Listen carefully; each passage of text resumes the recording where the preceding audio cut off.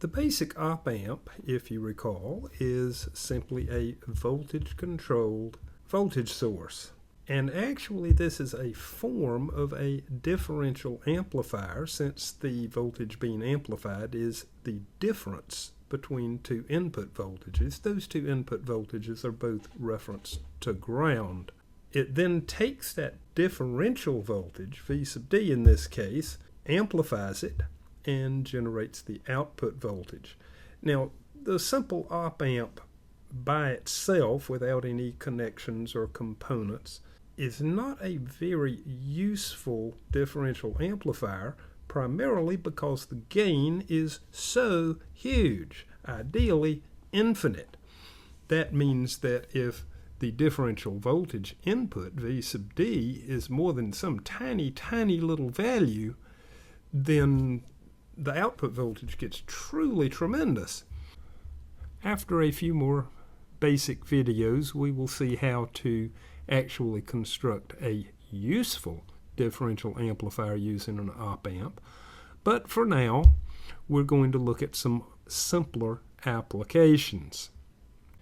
Now, if you recall our three fundamental assumptions that we made earlier about the op-amp being ideal, that the input impedance for each input terminal is infinite, the output impedance is 0, and the gain is infinite, one thing that the infinite gain implies is the following.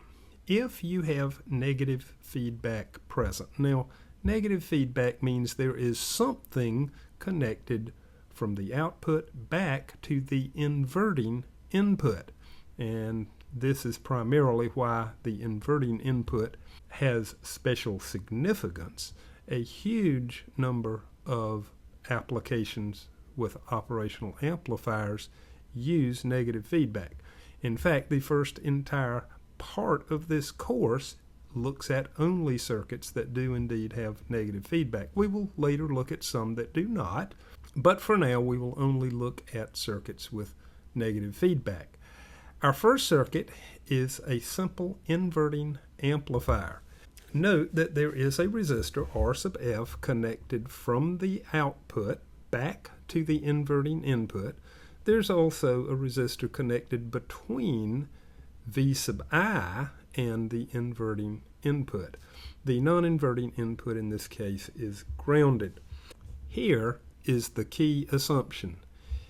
Assuming we have an ideal op-amp, which is a pretty good assumption actually, and we have negative feedback, which we do. There's that resistor R sub F connected from the output back to the inverting input. If that is the case, then the op-amp will do whatever is within its power. We'll define that a little bit better later, but it will do what it must in order to make the voltage at the inverting input equal to the voltage at the non-inverting input. Now, in this case, the non-inverting input is grounded, so the voltage at the inverting input will be forced to be 0. This is usually called a virtual ground. It's not really ground because it's not connected physically to the ground of the circuit, but the op-amp's output will do what it must in order to force the inverting input voltage to be a virtual ground. So, here we go. Let's analyze this simple little circuit. We have V sub I at the input, the single input.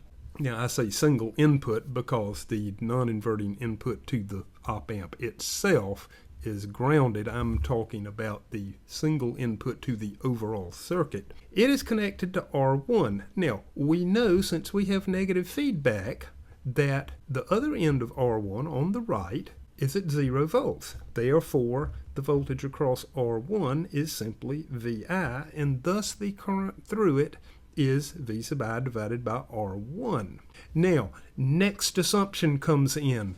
We assume that the input impedance is infinite. Therefore, the current into the inverting input of the op-amp is 0. Then, of course, Kirchhoff's current law says, oh ho, well, I've got a current VI sub I over R sub 1 going through R1, and none of it goes into the op-amp, so all of that must go through R sub F. Therefore, the voltage across R sub F with the positive reference on the left is RF times VI over R1. Or another way of saying that is VI times RF over R1. Now note that since the voltage at the inverting input is 0, the voltage at the output, VO, has to be minus VI times RF over R1. That's why it's called an inverting amplifier, because you got that minus sign in the final output. Now note that this gives us a really easy way to specify the actual gain of this amplifier simply by adjusting the relative values of RF and R1. If we wanted a gain of 1, we would make them the same. If we wanted a gain of 10, we would make RF 10 times as large as R1. If we wanted a gain of 1/20th, we would make R1 20 times larger than R sub F. Let's look at one quick and very useful modification to the simple inverting amplifier, and that is to make the gain variable by changing one of those resistors to a variable resistor. So a variable resistor is shown by an arrow through the resistor symbol. So there we have our variable resistor. Now note, if we adjust that resistor to 0, then you've got a direct connection from the inverting input to the output, but the inverting input is a virtual ground. Remember, we have negative feedback, so the inverting input and the non-inverting input have the same voltage. So you have a gain of 0. If you crank that resistor up as high as it goes, then you've got a gain of minus RF over R1, and you can set the maximum value of RF relative to R1 to give you whatever maximum gain you want, whether it's 1/2 or 100 or whatever. Later we will have a video specifically about variable resistors and how to use them. But for right now, this will give you the idea. Now, by the way, you could also make R1 variable and achieve basically the same purpose. A number of the other circuits we will look at can also be made variable simply by making one of the resistors into a variable resistor.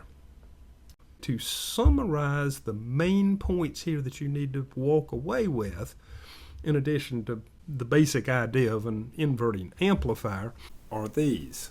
If you have negative feedback, the op-amp will do what it must to make the voltage at the inverting input equal to the voltage at the non-inverting input. In this case, ground, and we call that a virtual ground.